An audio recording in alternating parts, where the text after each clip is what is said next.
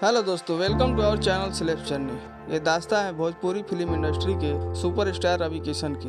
Bhojpuri actor Ravi Kishan को आज किसी इंट्रोडक्शन की जरूरत नहीं है। वो एक बेहतरीन एक्टर है और अपनी एक्टिंग स्किल से हर किसी को दंग कर जाते हैं। रवि किशन का जन्म एक ब्राह्मण परिवार में 17 जुलाई 1969 को मुंबई की एक चौल में हुआ था। रवि किशन 5 भाई बहनों में सबसे छोटे थे।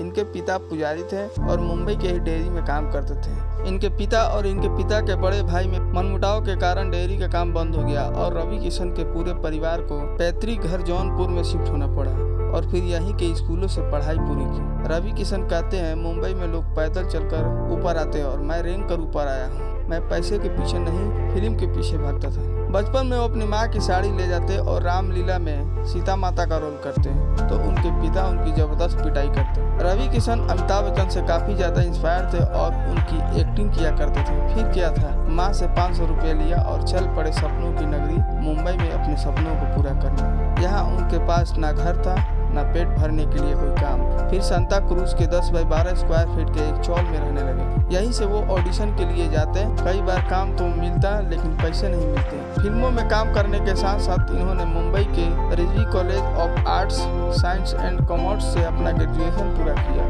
तथा फिर उन्होंने अभिनय की दुनिया में अपना पहला कदम रखा। 1992 में रवि किशन ने अपना डेब्यू बी ग्रेड की फिल्म पीताम्बर से किया और उस रोल के लिए इनको 25,000 रुपये मिले। रवि किशन ने अपने करियर की शुरुआत में कई फिल्में तो मुफ्त में कर दी थी। फिर सन 1993 में रवि किशन की शादी प्रीति किशन से हुई थी, जिन्हें वो स्कूल के दिनों से ही जानते थे। रवि किशन जी के 4 बच्चे हैं, तनिष्क, रीवा एवं इशिता, और उनके बेटे का नाम सक्षम किशन है। रीवा ने एक्टिंग करियर की राह चुनी और फिल्म सब कुशल मंगल से डेब्यू किया। इशिता सरकार की अग्निपथ स्कीम के तहत सेना में भर्ती हुई और तनिष्क एक बिजनेस मैनेजर और इन्वेस्टर है। 1992 से 2003 तक रवि किशन काफी फिल्मों और टीवी धारावाहिकों का हिस्सा रहे। 1994 में श्रीदेवी की फिल्म आर्मी में उनका अहम किरदार था और अपनी एक्टिंग से लोगों के दिलों में जगह बनाने में कामयाब रहे। रवि किशन ने एक इंटरव्यू में बताया था कि बॉलीवुड में लोग शुक्ला सरनेम होने के कारण उन्हें भैया दूध वाला ठेला वाला समझा जाता था। रवि किशन उन दिनों स्ट्रगल कर रहे थे, परिवार का खर्च चलाना था, इसलिए उन्होंने अपने पिता का सरनेम छोड़ दिया। फिल्म तेरे नाम से वो बहुत प्रसिद्ध हुए, जिसमें उन्होंने रामेश्वर नाम की पुजारी की भूमिका अदा की। संयोगवश उनके पिताजी भी पुजारी का कार्य करते थे। अपनी इस भूमिका के लिए उन्होंने अपने पिताजी से भी प्रेरणा मिली और इस फिल्म के लिए सह अभिनेता का राष्ट्रीय पुरस्कार दिया गया था। इस फिल्म के किरदार को लोगों ने काफी पसंद किया और इस फिल्म के बाद इनकी किस्मत चमक उठी और फिर कभी पीछे मुड़कर नहीं देखा। और फिर मोहन जी प्रसाद के साथ मिलकर सन 2003 में सैया हमार फिल्म की। ये फिल्म ब्लॉकबस्टर रही।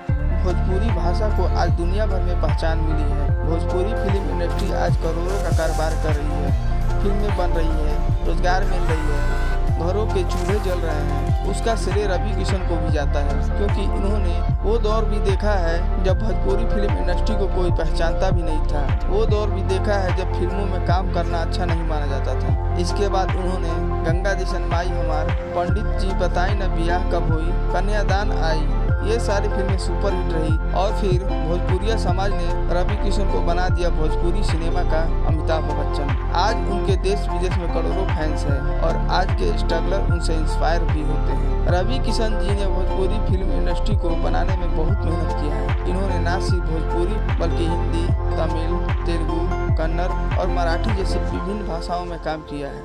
इन्होंने बॉलीवुड की बेहतरीन फिल्में की, जैसे आन, फिर हेरा फेरी, जिला गाजियाबाद, बुलेट राजा, तनु वेट्स मनु तथा कई ऐसी फिल्में हैं जिसमें अपनी एक्टिंग से लोगों का दिल जीतने में कामयाब रहे। हिंदी फिल्मों के अलावा भी ये दक्षिण भारत की कई फिल्मों में लीड रोल में नजर आ चुके हैं, जैसे रेस गुरम, किक 2, हे बुली इत्यादि। रवि किशन को हिंदी सिनेमा में पहचान कलर्स के reality show big boss season 6 में मिली, जिसमें वो सेकंड रनर अप के रूप में बाहर हो गए थे। इनका प्रसिद्ध डायलॉग जिंदगी झंड बा फिर भी घमंड बा लोगों को काफी पसंद आया। साथ ही 2012 में झलक दिखला जा 5 में शामिल भी हुए थे। 2008 में उन्हें ईटीवी भोजपुरी सिनेमा सम्मान के कार्यक्रम में सबसे अधिक प्रसिद्ध अभिनेता का पुरस्कार मिला। सन 2014 में वह भारतीय राष्ट्रीय कांग्रेस में शामिल हो गए और उत्तर प्रदेश के जौनपुर निर्वाचन क्षेत्र के लोकसभा चुनाव में भाग लिया। हालांकि वो चुनाव हार गए, गए। उसके बाद 2017 में कांग्रेस छोड़ी और बीजेपी में शामिल हो गए और 2019 में उन्होंने गोरखपुर निर्वाचन क्षेत्र का लोकसभा चुनाव लड़ा और अपने निकटतम प्रतिद्वंदी राजमौली निषाद के खिलाफ भारी मतों से जीत हासिल की। कभी जिस मुंबई के शहर के जिस चौल में रहते थे उस चौल को खरीद कर वहाँ पे बिल्डिंग बना दी। अपने मेहनत और लगन के दम पर वो सब कुछ हासिल कर लिया, अपने सपनों को पूरा किया। रवि किशन जी भोजपुरी सिनेमा का गौरव है। आज वो जिस मुकाम पर हैं उसका सारा श्रेय अपने परिवार वालों को देते हैं। दोस्तों, मैं आशा करता हूँ कि आप सभी को यह वीडियो पसंद आया होगा। धन्यवाद।